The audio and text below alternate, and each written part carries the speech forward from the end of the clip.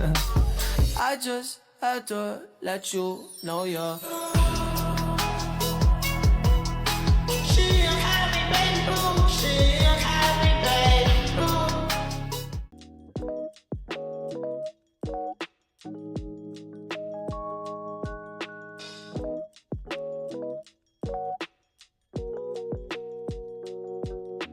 Aduh, aku ingin nak buat bisnes kopi.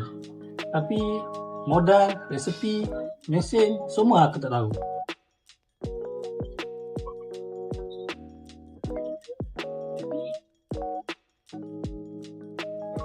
Ni, asal muka kau serabut ni?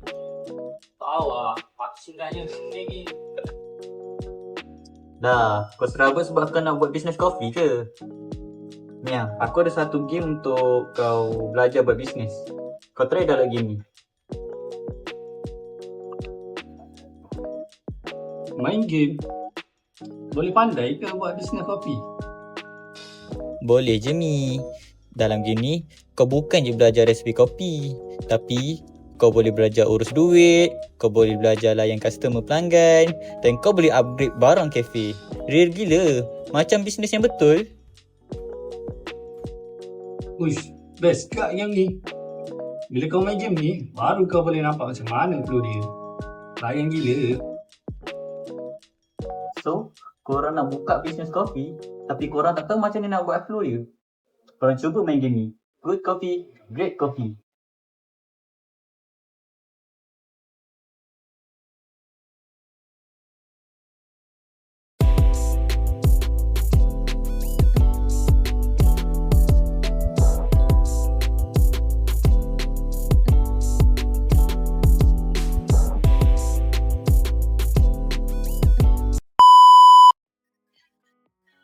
Hai, nama saya Haizal Syakir bin Sokra.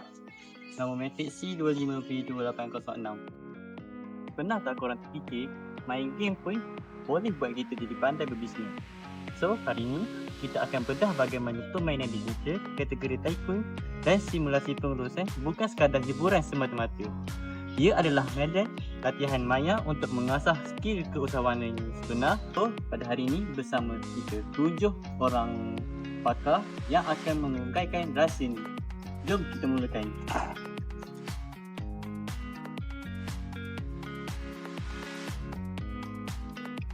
Sebagai permulaan, pemahaman yang kukuh terhadap asas perniagaan adalah sangat kritikal sebelum melangkah jauh.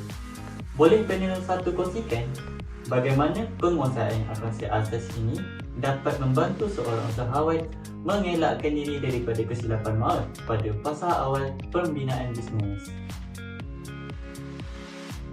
Hai, nama saya Azmi Akham bin Muhammad Azri. Nombor metrik C25A2006. Okey, yang pertama ialah konsep asas perniagaan. Konsep asas perniagaan terbahagi pada dua, iaitu supply and demand atau pengeluaran dan permintaan. Sebagai contoh, dalam permainan video tycoon, jika kita menjual air pada harga yang tinggi ketika musim hujan, pelanggan akan semakin berkurang. Oleh itu, permainan ini melatih otak kita untuk menganalisis pasaran semasa, menyesuaikan produk dan meletakkan harga yang betul pada masa yang tepat.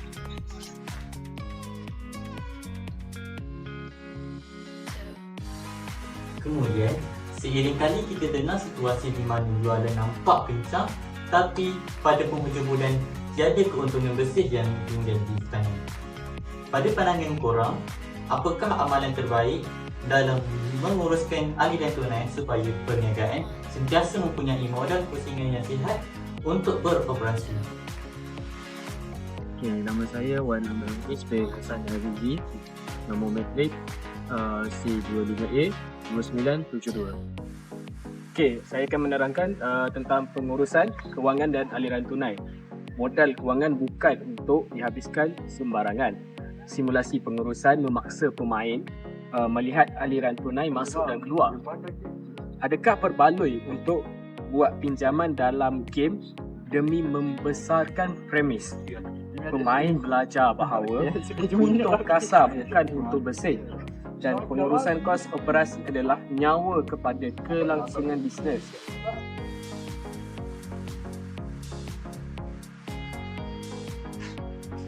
Beralih kepada operasi harian, kecekapan adalah kunci untuk memaksimumkan keuntungan. Jadi, bagaimanakah kita boleh mengenal pasti titik kelewatan atau bottleneck dalam proses kerja kita? Contohnya di dapur, kaunter atau tapak projek. Dan apakah langkah yang paling efektif untuk melancarkan proses tersebut?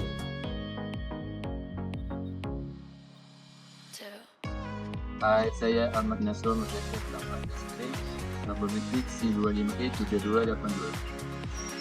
Yang ketiga, kecekapan operasi. Masa adalah wang. Dalam simulasi pengurusan, anda akan lihat bagaimana untuk menaik taraf peralatan seperti membeli mesin espresso berkualiti tinggi yang boleh mempercepatkan pesanan.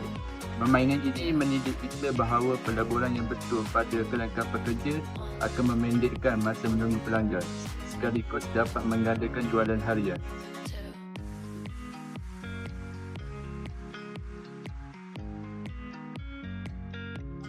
Dalam satu aspek yang sering terlepas pandangan adalah susunan atur ruang kerja dan ergonomi. Dari pengalaman anda, sejauh manakah reka bentuk ruang kerja yang betul seperti susunan stesen kerja yang memudahkan pergerakan atau memberi kesan langsung kepada kelajuan bertindak pekerja dan mengurangkan keletihan mereka?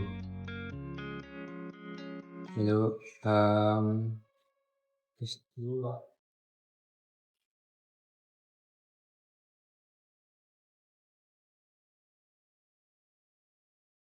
Nama saya Muhammad Fazli bin Cik Salianzi. Kad masuk saya adalah C25B275. Hari ini saya akan jadi penerangan yang terdiri dari kecekapan operasi. Okey, masa adalah wang. Dalam simulasi pengurusan, anda akan lihat bagaimana menaik taraf peralatan seperti membeli mesin espresso. Grab komersial boleh mempercepatkan pesanan. Permainan ini juga mendidik kita bahawa pelaburan yang betul pada kelengkapan kerja akan mengendekkan masa, menunggu pelanggan sekaligus menggandakan jualan harian. Grafik UI ataupun UX tapak web atau susah atau kedai dipaparkan di sebelah.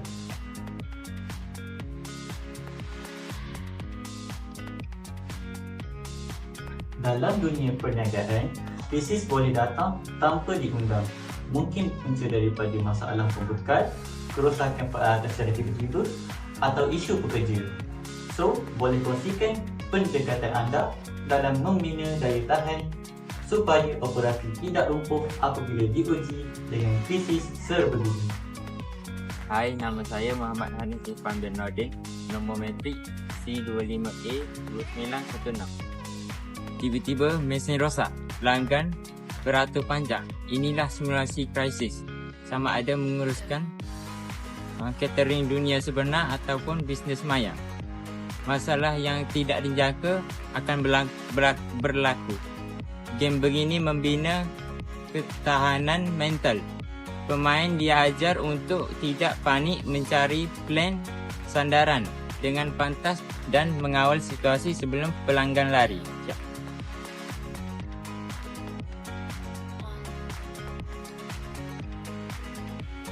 Memahami pelanggan bukan sekadar menyiapkan pesanan, tetapi juga memberikan dan melibatkan emosi dan pengalaman.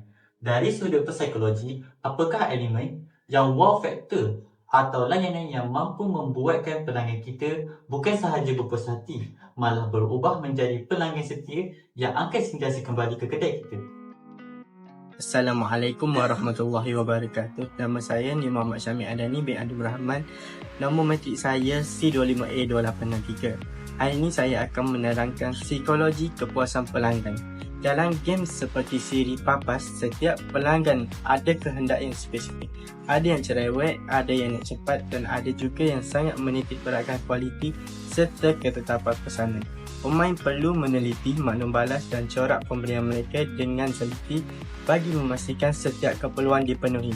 Situasi ini mencerminkan realiti dunia perniagaan sebenar di mana kepuasan pelanggan menjadi keutamaan utama untuk mengekalkan daya saing. Melalui pengalaman ini, pemain secara tidak langsung dilatih untuk mengurus tekanan, membuat keputusan pantas dan menyesuaikan strategi berdasarkan tingkah laku pelanggan. Ini adalah latihan praktikal untuk membina empati usahawan, memahami bahawa setiap pelanggan mempunyai nilai tersendiri dan memerlukan layanan berbeza. Dalam jangka panjang, pemain akan menyadari bahawa memenangi kesetiaan pelanggan adalah lebih bernilai daripada sekadar satu transaksi, kerana pelanggan setia mampu menjadi duta jenama yang menyumbang kepada perkembangan perniagaan.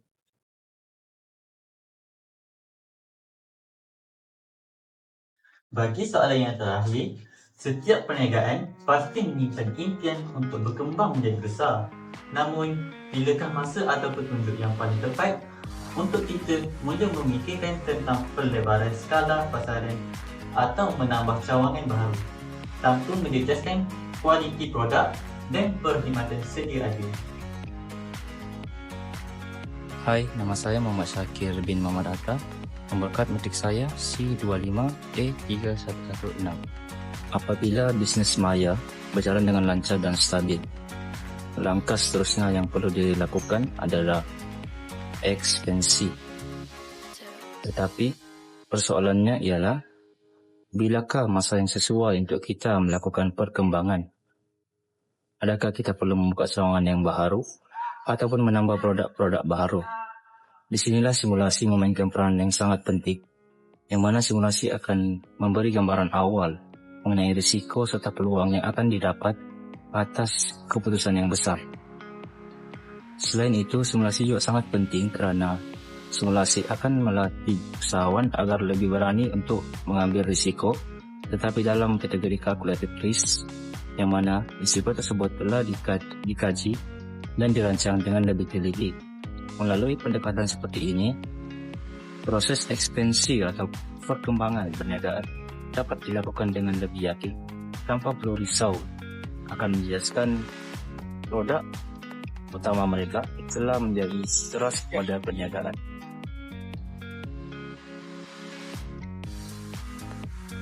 Nama saya Muhammad Afif bin Kamarul Zaman. Nombor metrik saya C25A2917. Kesimpulannya, setiap klik dan setiap saat bajet yang dibelanjakan serta setiap saat dalam permainan simulasi ini mencerminkan dunia perniagaan sebenar.